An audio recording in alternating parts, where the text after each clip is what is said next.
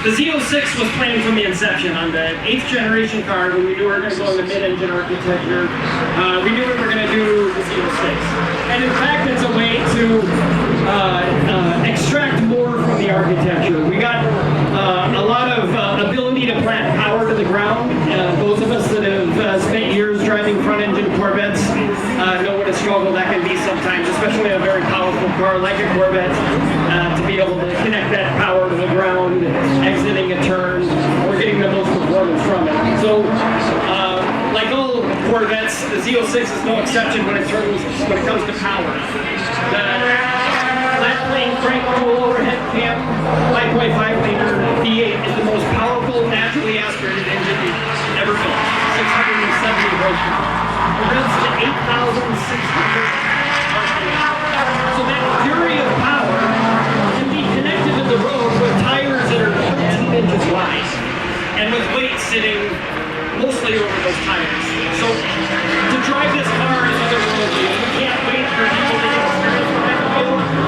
Some of us have got to exercise it a little bit, and it's we describe it as physical, scalpel-like, and that's really what it is. The car is immediate in its response. The tuning of the chassis all the way back to the engine mounts. We want you to be able to feel everything about what it's like to drive a race car over the streets. The Z06 shares a lot of parts with that racing engine over there. It may look different from here, but underneath that big large intake manifold share a lot of components with the street car, including cylinder heads, fuel system, block. So a lot of development work was done well in advance on the Z06 as we've been racing that engine since the inception of CRR. So another example of how the car was planned from the beginning. What you notice starting out is how wide it is, how menacing the stance is, which is cool. That's not why the car is wide. The car is wide because we want that tractive effort. We want those big wide tires in the rear that I described, along with the front, to be able to achieve lateral acceleration of 1.22 Gs. So the car is extremely capable.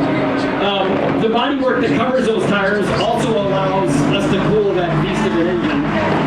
So we can do larger openings in the front fascia, larger openings inside. The Z06 has 5 radiators. So the 2 corner ones, similar to the Stingray, that are getting more air, also have a higher capacity fan. And then there's a new radiator in the center. Those act basically as one conjoined radiator. They transfer coolant to the back of the car, and then pull through side radiators that step down that coolant to help cool the engine oil specifically and the transmission oil specifically. So a lot of cooling capacity built into the bodywork. And then lastly, I'll mention, which is obvious to see on both of these cars, we spent a lot of time building efficient downforce in the Z06.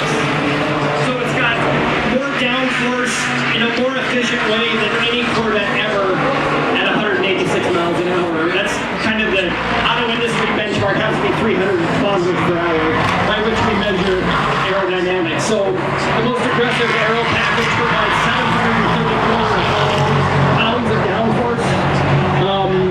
And the standard Z06 comes with a reconfigurable package. So the rear spoiler, you can add wickers to the spoiler if you go on the track. That'll bring it up to 365 pounds of downforce. If you want to take that off and get a little fuel economy for a long highway trip, you can do that as well and get a nice lower drag configuration. I've described how visceral the Z06 is to drive, but it's also a very livable experience. We didn't want to take away from the mission of the Z06 being a Grand Touring car. So as capable as it is on the track, as much as you're going to hear about it when we get to offer it up to press to get their feedback, the way it handles on a track doesn't come with the expense of being punishing. A lot of cars in the competitive space are really fun to drive for short periods of time.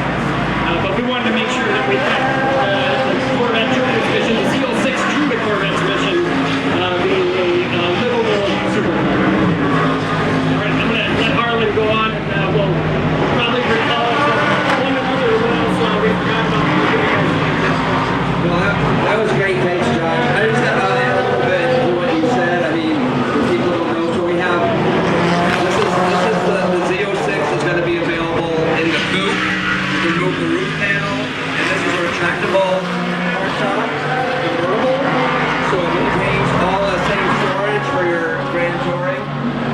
guys like just drive the Z07 performance package. So you notice this one has all the visible carbon fiber, we call those the dive planes, the splitter, the rockers, the wing, and a new option is the carbon fiber wheels, which save 41 pounds of unsprung mass. And this car also comes with the carbon ceramic brakes, and we have different caliper color options as well. Like you see the orange matching the Amplify orange. So you compare that to the Corvette Stingray that has been out since 2020. The front fascia, the rear fascia, the quarters, the fenders are all unique to this. So it's really the biggest difference we've had, Z06 versus Stingray or the standard Corvette that we've ever done. Of course, you can get the car. We have a lot of aluminum wheel options. We have 4 different wheel options from the factory. This one in the interior has some new things that are exclusive to Z06. If you get a chance to look around, we have a carbon fiber rim steering wheel with carbon fiber paddles, and we also have a new, we're calling it interior carbon fiber trim level 2, where the entire console and most of the door panel is all in real carbon. You can also get the ground effects in painted or the visible clear-coated carbon that you see here. And we also have a 70th anniversary edition coming out. It'll be available for both Stingray and Z06, 2 exclusive colors. The white pearl tri-coat and carbon flash metallic, or black metallic, and with a ceramic leather and red stitch interior.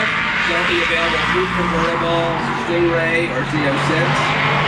And we also have a new red dipped interior. The whole interior is dipped in adrenaline red if you want the most red you can have.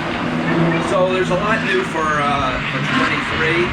The Stingray will be out on order shortly, and then the Z06 will be later this summer.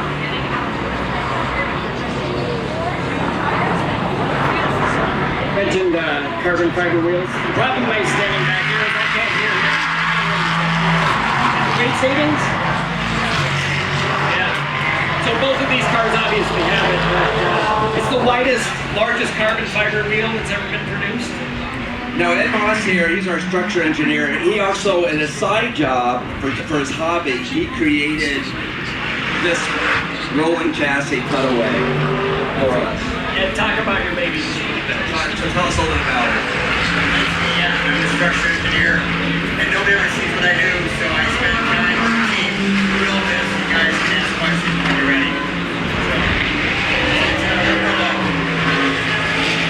All right, he said this is the most efficient Corvette structure we've ever built. Lightest, stiffest, in fact, it's over the top stiffness. But it goes back to when I said before that we planned on a car like a Z06 from the beginning. The Stingray was just the beginning of the mid-engine architecture. We want the architecture of the vehicle to be capable of handling a large bandwidth of product. And so Ed and his team do an amazing job of design and engineering a really super lightweight, efficient stuff. All right, it is still loud, but I know you guys want to ask some questions. What we'll try to do is pass around the microphone. If you can ask your question in the microphones, everyone can hear, and we'll answer them as best we can. Is there a difference in rigidity between the hard top and the soft top?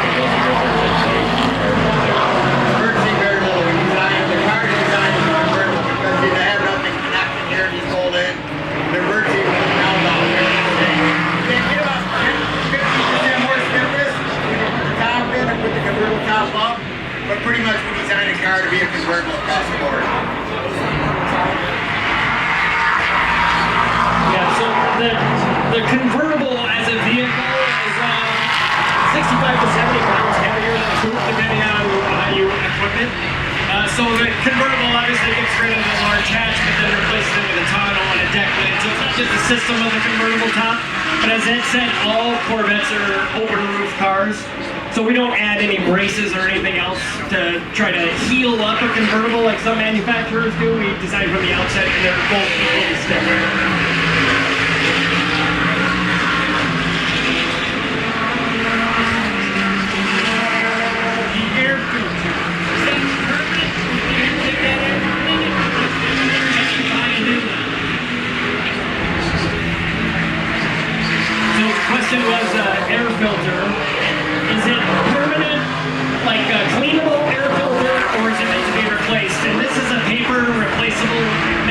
replaced filter. The cost of the filter? I don't know offhand what the cost of one of the filters are. It wouldn't be prohibitively expensive. Yes. So the air filter, for example, should go quite a long time before you need to service it. In fact, starting with the Z06, we have an air filter replacement monitor. We actually measure the pressure differential and the flow into the engine so we can tell when the air filter is starting to get dirty. And we would remind you, display a message that says replace your air filter. But unless you're driving down dirt roads every day, it'll be quite a long time before you ever see that message. When you do, you open up the rear trunk, you pull the carpet trim panel back, and there's an access panel door that Ed's team created to allow serviceability in stiff, lightweight body panels. You pull the access panel off, and you get right to this filter. So you don't have to drop the powertrain or anything like that.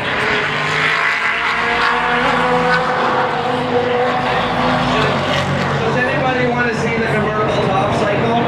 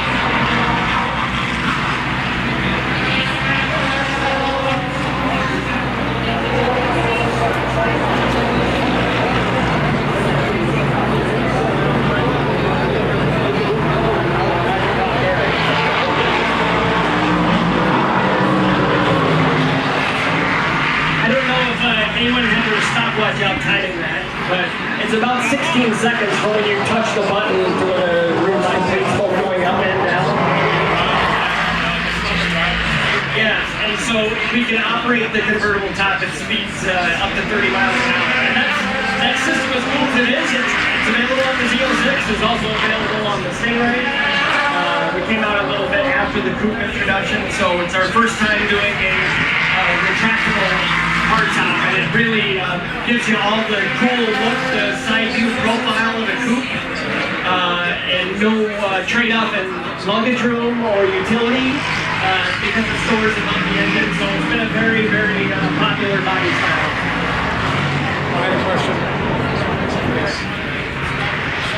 The ECUs in these cars, will they be user-friendly and they have the market roads and they're programming and aftermarket parts with guys like me in the garage who want to be able to it?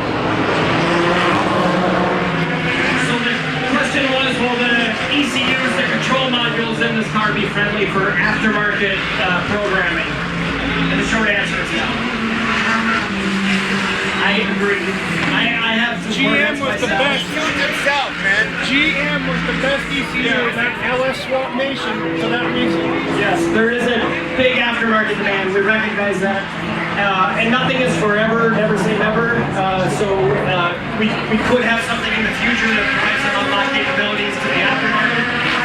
We're doing sort of standalone systems for the aftermarket right now that are meant to go together a module and a powertrain for updating the hot rod or resto Corvette. But to modify an 8th generation car like put a turbo and stuff like that where you want to do module calibrations, it's very good. I'm sure you know.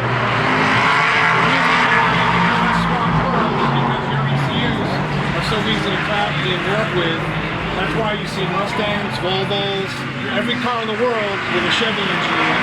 Because you can take the ECUs, take a stock 5.3, 76mm turbo, make 700 horsepower, and do it in your garage.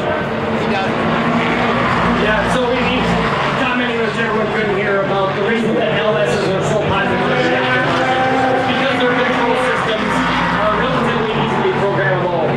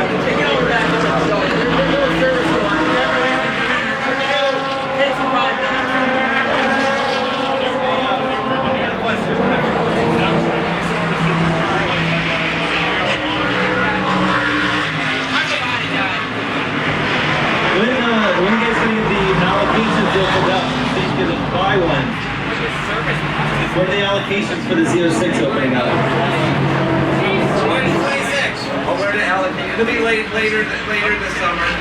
They'll start getting it. Yeah. Summer? Really? Wow.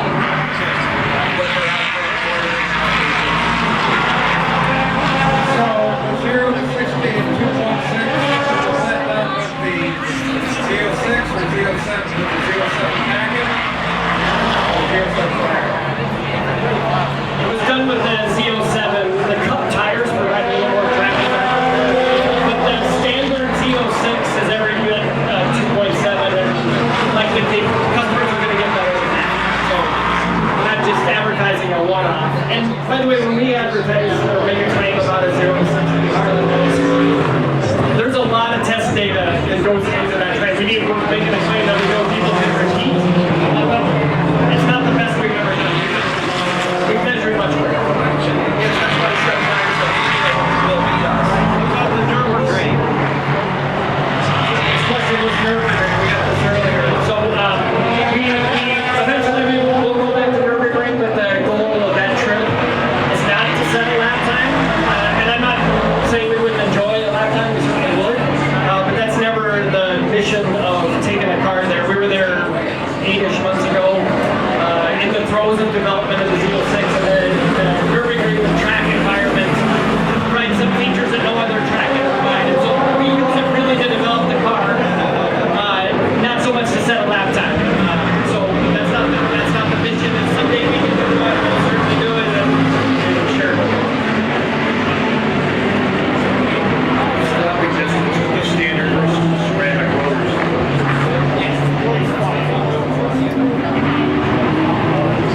Yeah, I have to look at it. It is quick. This is going to be shorter, right? Yeah, the Z06 is stops quicker than the Stingray, the standard Z51, and then the ceramic range. Yeah, the question is stopping distance or fumbling for the actual number of meters that we measure. But it's very good. Do they chatter like that the race cars? Squeak and chatter, the noisy? Squeak and chatter. So the question was, are they noisy? We try not to make them noisy. That's a huge objective. Performance brakes are inherently pretty noisy. And if anybody's heard a race car, especially with cold brakes, roll through the pits, you know what a performance brake sounds like. These are performance brakes. We do everything we can to make them quiet from the street. But because they're big, powerful, capable brakes, occasionally they make noise.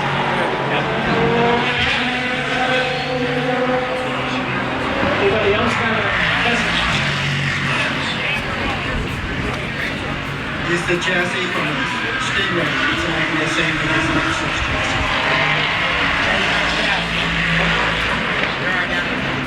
Yeah, we designed it convertible. There's one chassis to take along for all variants. So it's identical. And then anything, just minor body panels. Body. Identical. You want to talk about that now a little bit? Are there control arms the same?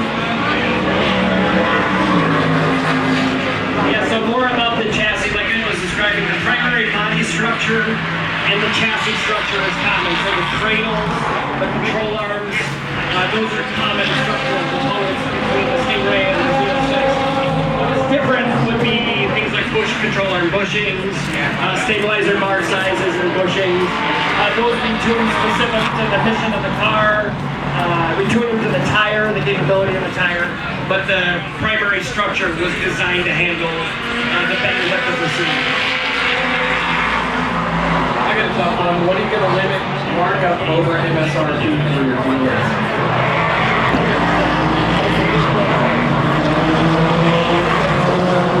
They're going to limit it, or? So, and some may have already heard this, but dealers are wholly independent businesses. So we cannot tell them how to set the prices. We try to encourage them, even have a suggested price, but it can't be enforced, and it's a free market economy, and as everybody knows, all markets are very crazy at the moment, especially for a high demand product like the Corvette Z06. It's a good problem to have and a bad problem to have at the same time. So we try to encourage for dealers to sell at our price, but for those that get very few cars, and really, it's not, you can't really blame the dealer when he's got a line of people willing to get that price for the car.